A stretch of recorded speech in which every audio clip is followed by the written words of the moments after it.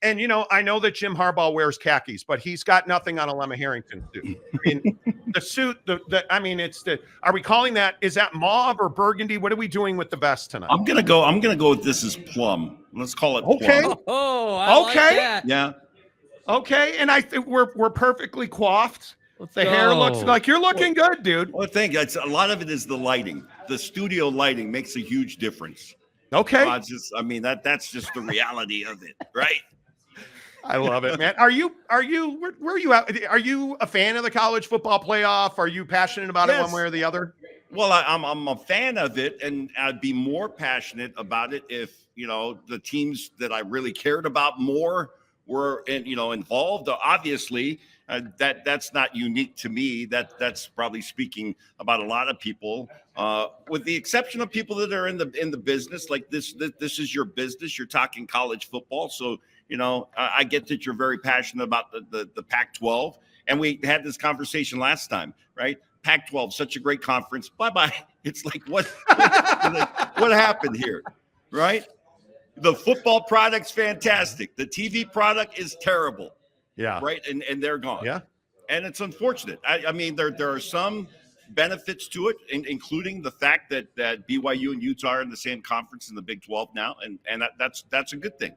So, but every time we talk about a team that is, or was, currently is, and will be was in the Pac-12, it's going to bring up these feelings of that was just horrible mismanagement and no excuse for it.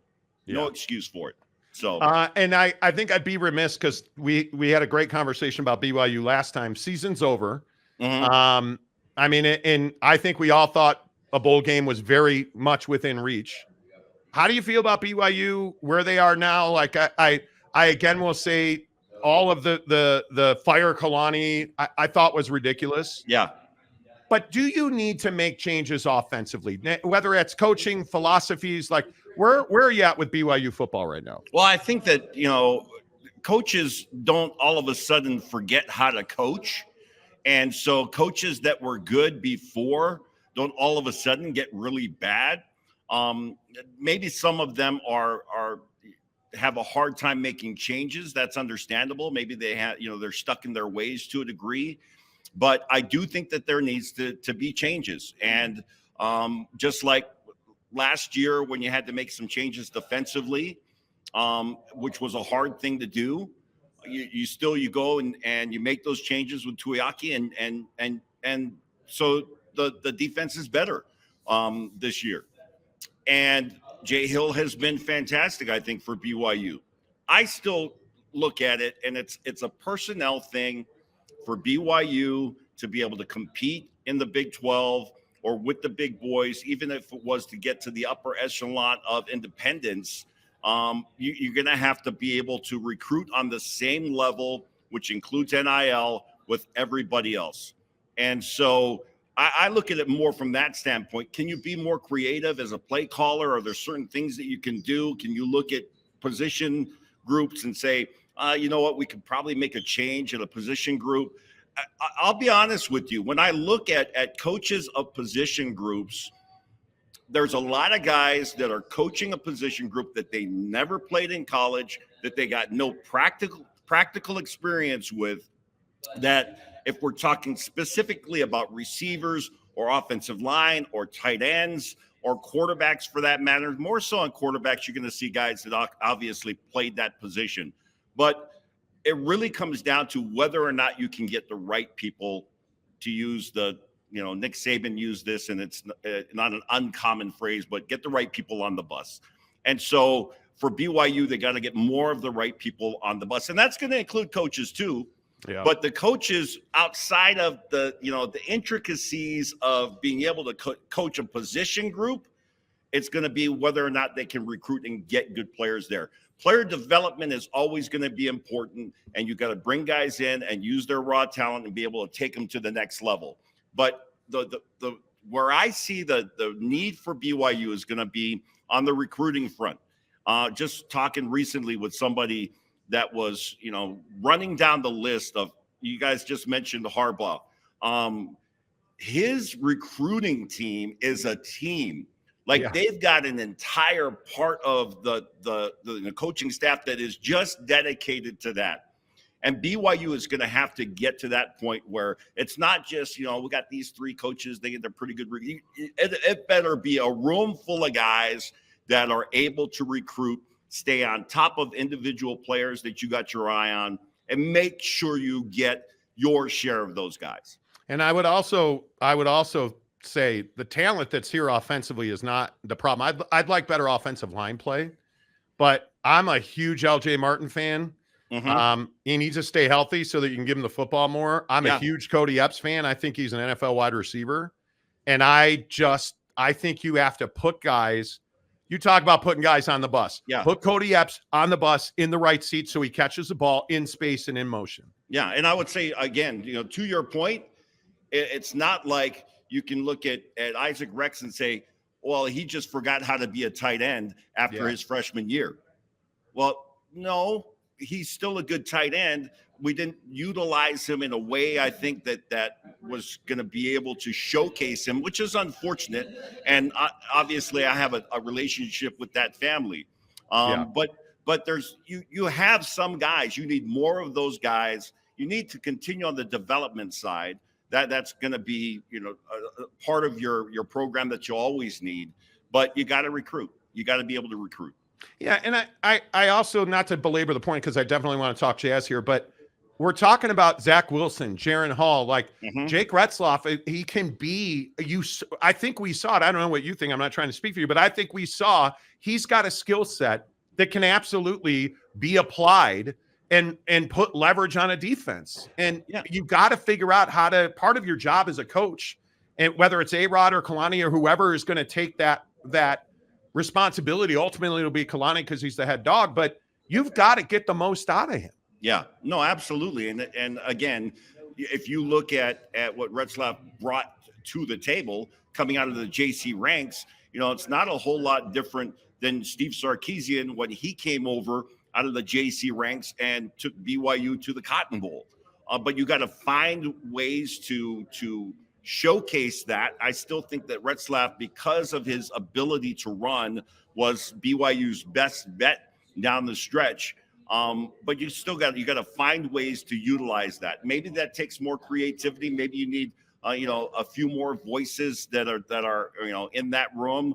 I'm not sure exactly what that's going to take, but to me, A-Rod has been successful in the past.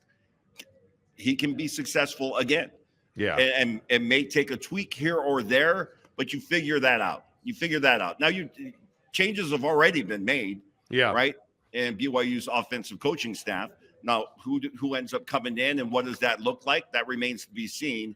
But I look at BYU, whether it's Grimes or if you go back to my era and you think about a guy like Roger French, these are guys that are respected as offensive line coaches, and I think you do want that. That is going to be the anchor of your offense. Yeah, and again, that offensive line group has been. I mean, you've shown that you can go out and find a guy like Kingsley Suamataia. Like that's a big time talent on an offensive line. Like I again will say I don't think it's a talent issue. It's putting them in the right place at the right time. Talking to Alema Harrington. Thanks to our friends at TryDayTrading.com.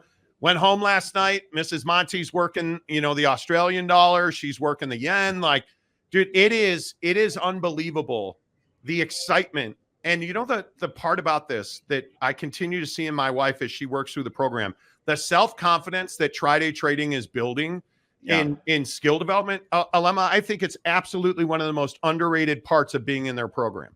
Well, I think why I got involved and then why I think that this appeals to a lot of the people that are watching your show, right, is because we come from this environment, whether it was at the high school level or at the college level or, whatever the case may be, we all have that competitive nature in us. And we just talked about BYU putting people in the position to win. That's exactly what my experience with Tri-Day Trading has been. They are trying to put their people in the best position possible with the personal coaching, with the proprietary software, with all of the things, the webinars and all the support and help that you get, the confidence that they that you feel when you know that they believe in you enough to fund an account for you to trade using their money. You get to keep up to 80% of what you make. Like that does build confidence. And I think what you're seeing in your wife, my experience, the people that I've worked with, and the people that I know at Tri-Day Trading, it's that energy, man. It's almost one of those things that I think a lot of us are looking for, kind of that thing that's going to get me juiced, right? Yeah. And day trading is one of those things, man. The adrenaline rush, the vibe, the feeling is it's hard to find something like that. And if you're looking for that, then I encourage you to check out trydaytrading.com.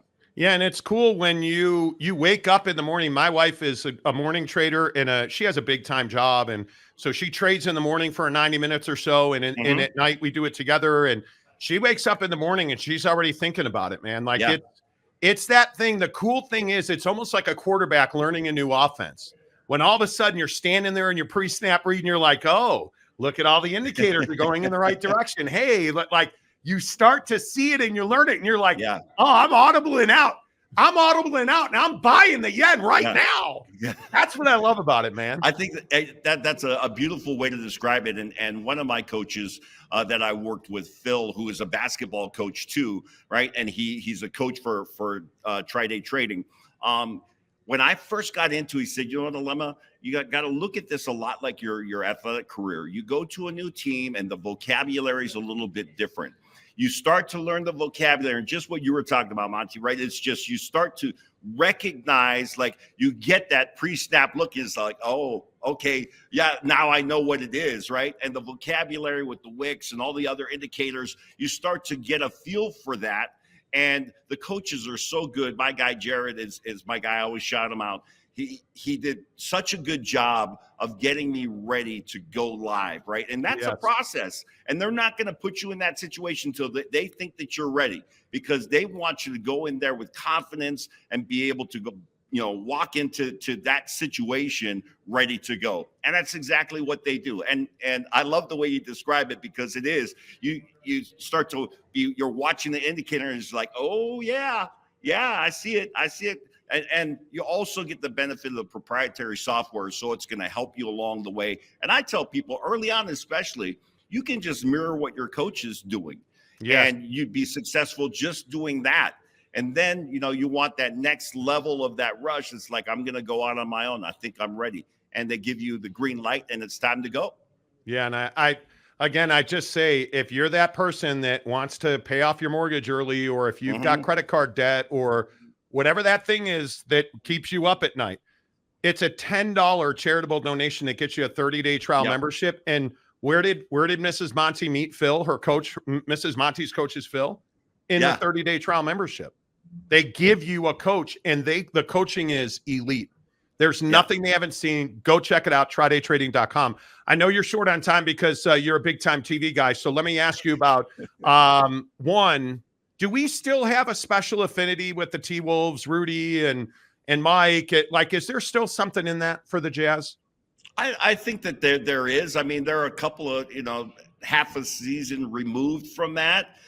For Rudy Gobert, I think Rudy's departure was a little different than Donovan's, because it felt like Rudy kind of didn't want to leave. So I think people have their relationship with Rudy that's a little bit different. So I think we're still cheering for Rudy to a degree. On the outside, Mike Conley, there's no question about it. Everybody loves Mike Conley. This guy was one of the, a player that came in and poured himself into the franchise and into the community. So people have that relationship as well. And the T-Wolves are doing well. I mean, it's hard to hate on them. Ant-Man, who will not play tonight because he's got a hip injury. But that's a team that I think is the pleasant surprise, maybe, of the NBA. Certainly out of the West, they are. But when it comes to the relationship that people have with Rudy Gobert, I think it's still. I think there's still an affinity. There's still, a soft spot in your heart for Rudy Gobert. Like, that's a guy that we watched go from this scrawny guy to a 3-time defensive player of the year who still gets mocked and gets into fights with people because when he didn't make the All-Star team, he cried and people were mocking him. And, it was Jazz Nation that had his back on that. So I think there's still that feeling towards Rudy Gobert for sure. And Mike Conley goes without saying he's a first-class type of person. Yeah, awesome human being. And the last question I'll ask you is, do we know who Will Hardy is as a coach yet? I feel like last year there was all this excitement about the rise and it was certainly a great surprise for Jazz Nation. But this year, I think we're in the opposite part of that. And I think it's because we've seen different rotations. We've seen different combinations.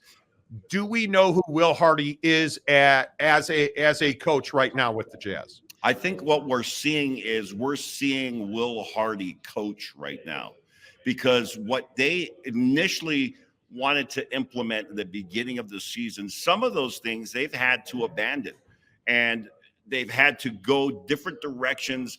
And those are your hardest and most, I guess, intensive coaching that you will end up doing as a coach. So I think that we are certainly seeing that from Coach Hardy. Last game was game number 100 with the Utah Jazz. So that's a sample size, I think, that gives you a good indication. I think that Coach Hardy is the coach into the foreseeable future for the Utah Jazz. And they do a great job, have done over the years with player development. Sometimes we end up losing those guys. They go somewhere else, whether you can look at Donovan Mitchell in that regard, or Gordon Hayward for that matter. But those guys were developed very well while they were here. So I think that what we're seeing from Coach Hardy is they're going through a time when they are trying to figure out, okay, what is from a practical application point, not some, just aspirational, this is what we want to, look like. Yeah.